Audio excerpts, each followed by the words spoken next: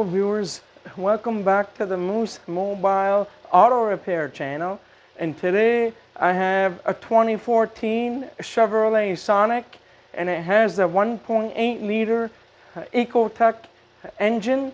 And today we are going to be doing the front and rear brake service. So today we are going to be doing the rear brake service on the drum brakes here. So we have a T30 here.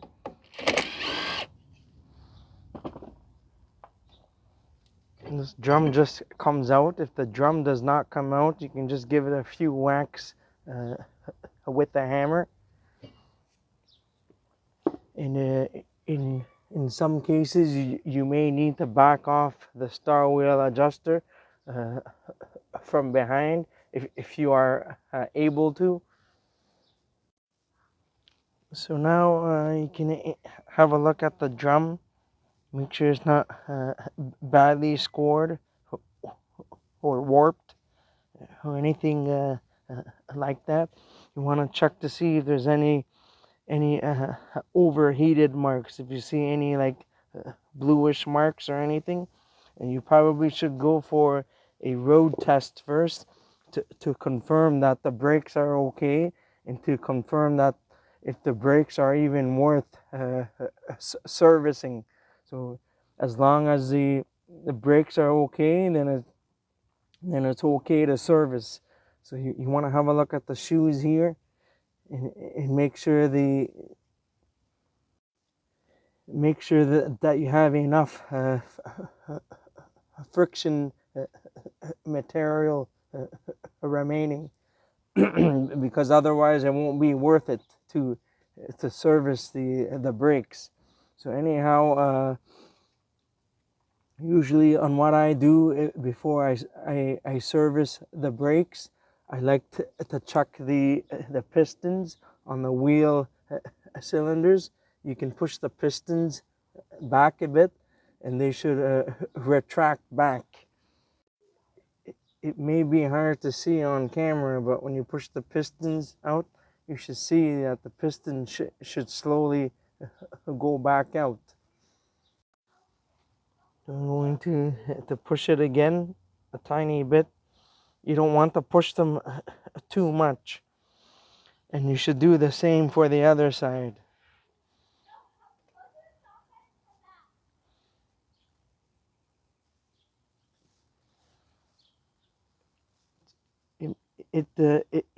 It may be hard to see that on camera. So here's a close-up. I'm going to push the piston in a tiny bit, and it should retract back out. If it doesn't, if it stays there, or if you're not able to push it, then it would mean that the piston or pistons are seized, and then you would need to replace the entire wheel cylinder. Now the next thing you want to check is to pull back on the boot here and make sure there's no fluid leaking out. Take note that you might see something right here. You might see some grease or something like that. That is just assembly lube from the factory, or when they assemble the wheel cylinders, you might see a little bit of grease. So make sure you don't mistake that for brake fluid. So check to see if there's any brake fluid leakage in behind the boot, and do the same for the other side as well. Make sure there's no brake fluid. Any traces of brake fluid would mean that the seal is leaking from behind here. So if it's leaking, then you would need to replace the entire wheel cylinder. So the first thing I would like to do before doing the service is to wash down any of the brake dust here, because you don't want the brake dust to go airborne in the air. and then you are going to be breathing all of that dust. So you want to wash everything down with brake cleaner first, and then after that you can start the service. So we're going to wash all of the brake dust down first.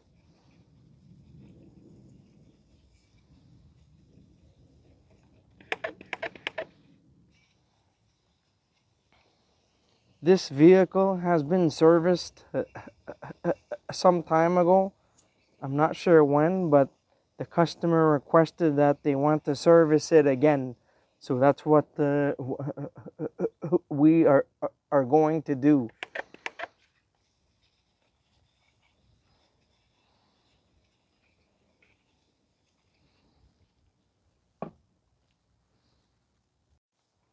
So now all of the brake cleaner has evaporated.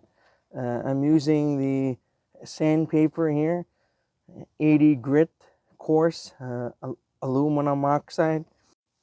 You can use any sandpaper really, but you just don't want it to be too coarse, but just enough to sand down the layer of the friction material.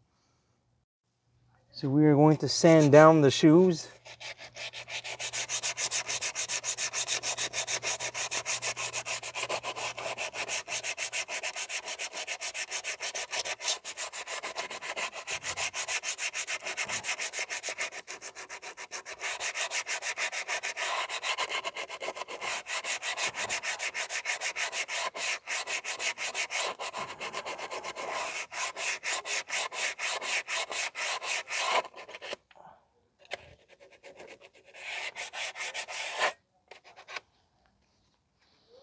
And then the same for the other side here. You don't want to go too overboard. You just want to sand down a layer, and then that's it. So we're going to use a wire brush to clean the rust on the backing plate here, on the edges.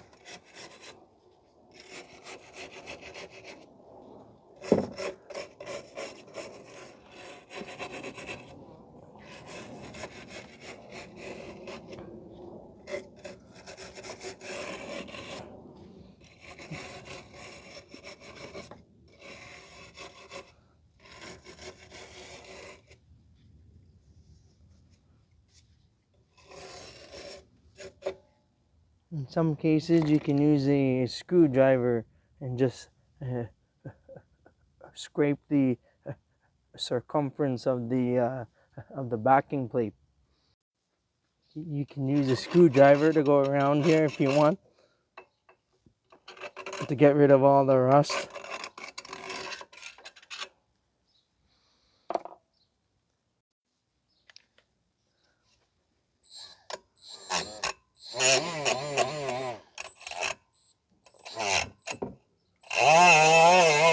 Now, if you have too much rust, you can use a sanding disc to go through here.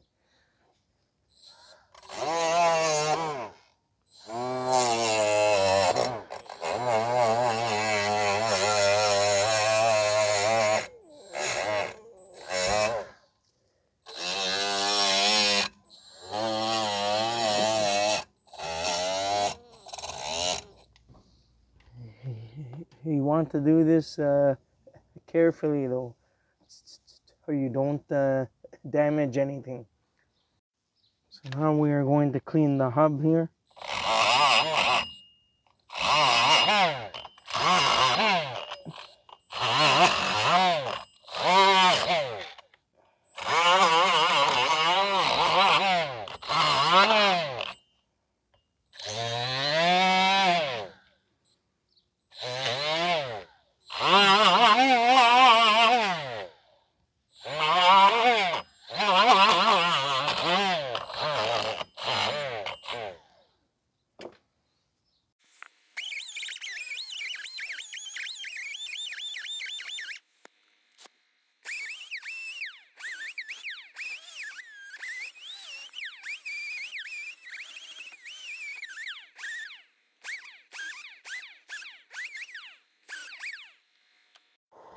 So just clean the hub the best you can. You might not be able to get every little speck of rust off, so otherwise you're going to be spending hours and hours of doing the cleaning. So now once you're all done doing the cleaning, you can spray some brake cleaner again to clean everything off.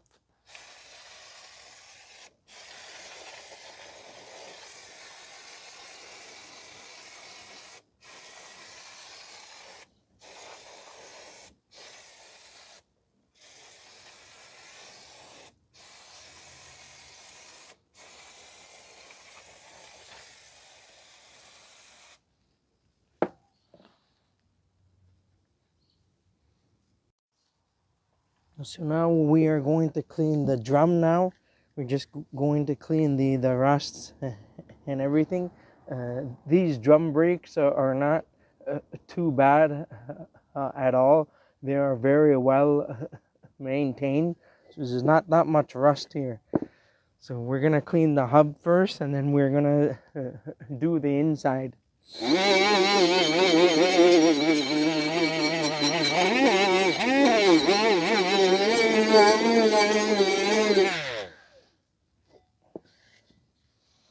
First thing we're gonna do is to clean the outer edges here, because there are some times where if too much rust builds up, then it's going to rub against the backing plate.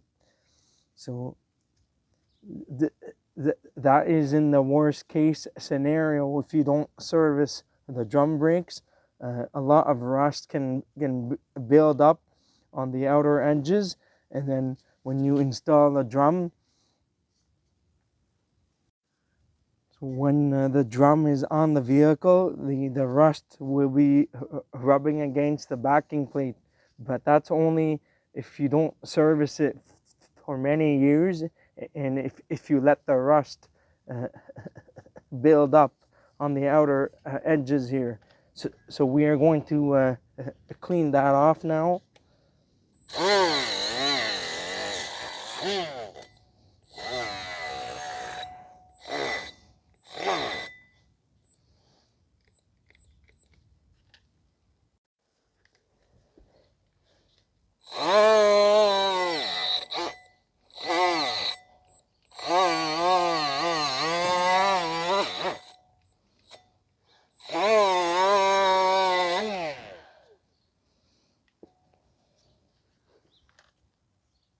So now you can see all the rust is cleaned off now.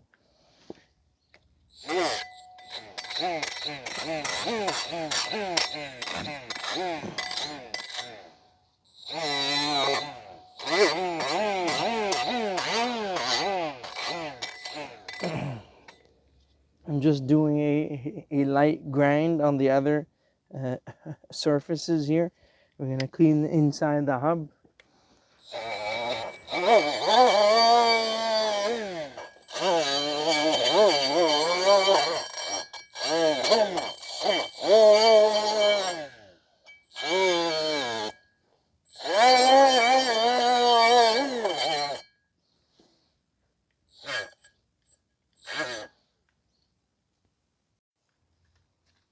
So now we're going to clean inside the surfaces here, and where the shoes contact. We're just going to give it a light sanding.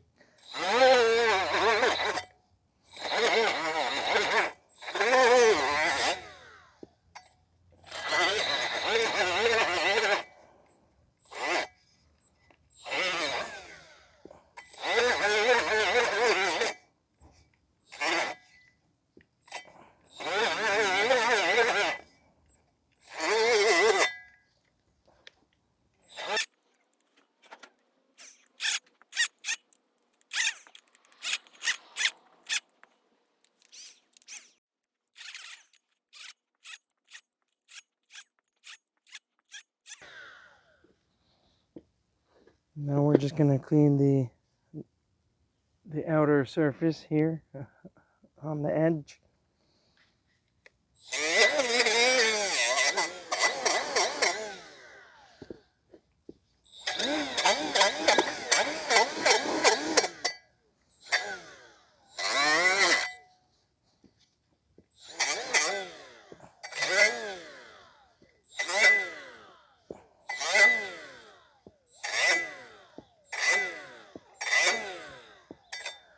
If you don't have a die grinder, you can just use a sandpaper and go through it uh, as well.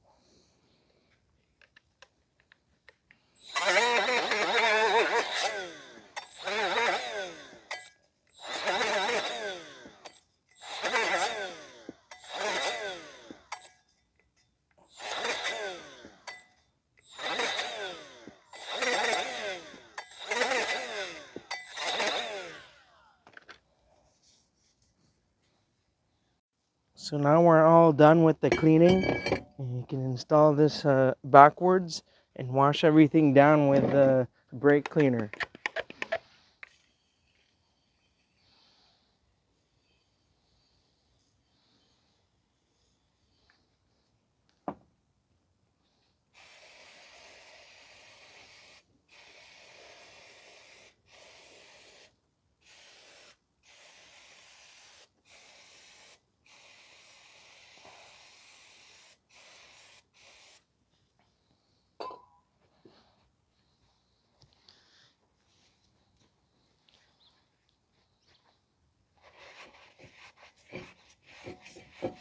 And just grab yourself a blue shop towel and just wipe everything down. You don't want any debris or dirt inside here, otherwise it's gonna cause issues and make noise.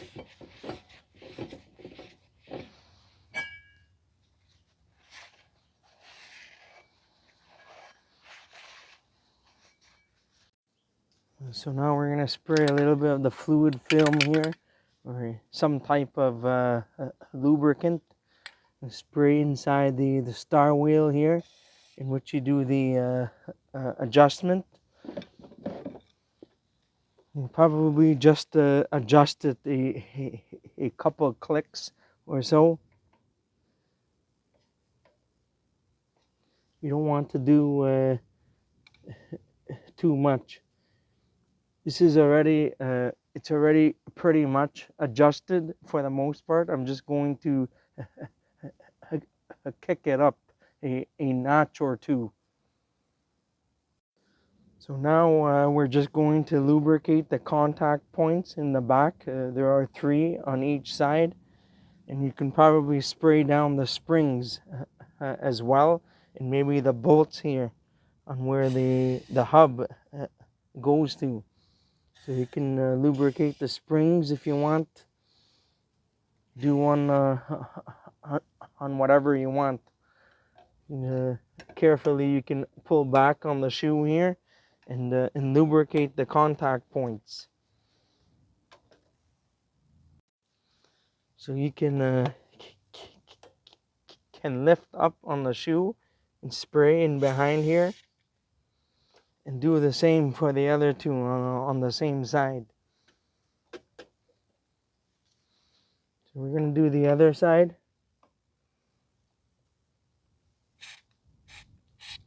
You may need to wipe or wash down the shoe after you are done.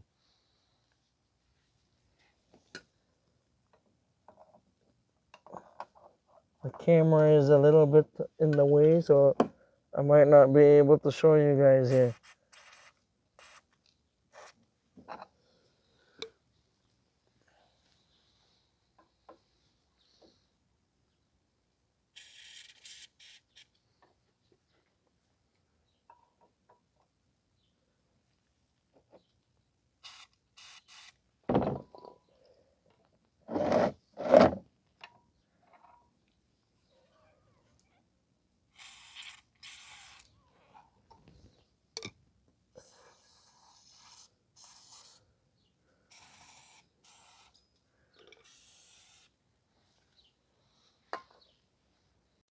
So I adjusted this going in the upward direction.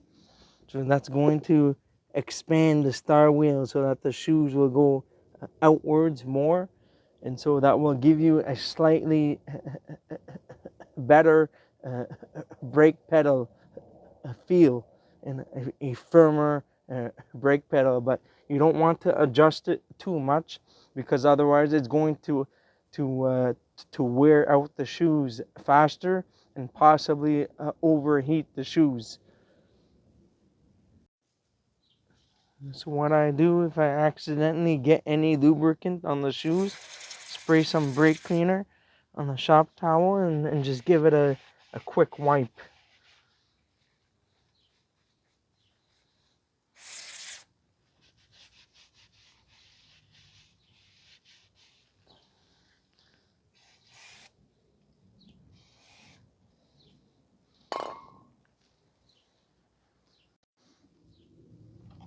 We're gonna put some anti-seize here, or you can spray some type of lubricant like a fluid film or something, or whatever you want.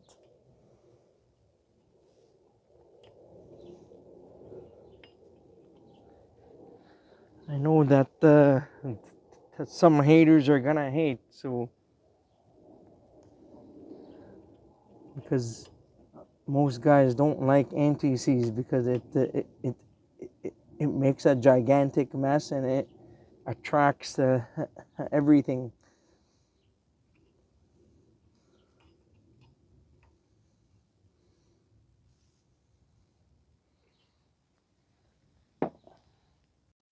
So after you finish everything and you're happy with everything, you can reinstall the drum here. Make sure it goes on easily, and you can spin the drum, and usually you should rotate at least once or 1.5 times or something like that. So as long as it's not too hard to turn and you're able to turn the wheel, then you should be okay. It's fairly good here. There's a little bit of drag when you turn the drum back and forth. You should be able to hear and feel just a little bit of drag so that the shoes are just slightly touching the inside of the drum. So that way, when you're driving, you apply the brake pedal, the shoes don't have to travel too much. So that's why I said earlier, it's going to give you a better and firmer brake pedal feel.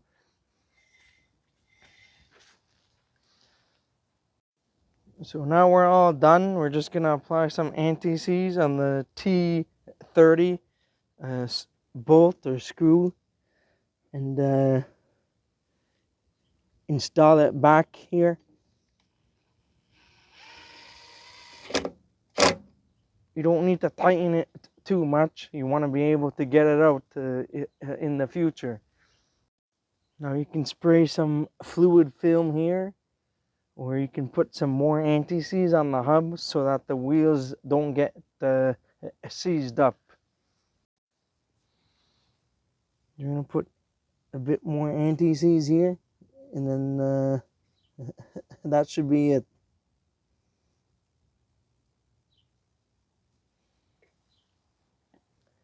You just don't want to get anti-seize on the wheel stud, so you want to clean that off.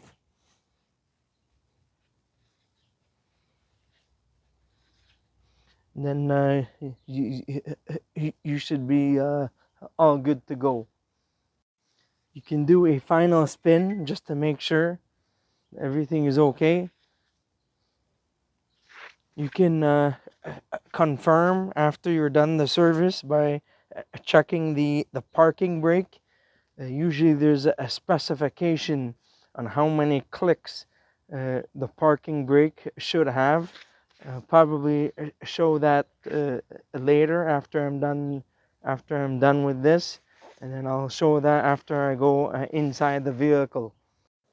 So after you have serviced the drum brakes, usually, and what I like to do is I like to go in reverse gear very slowly, and I like to go up and down using the handbrake like this.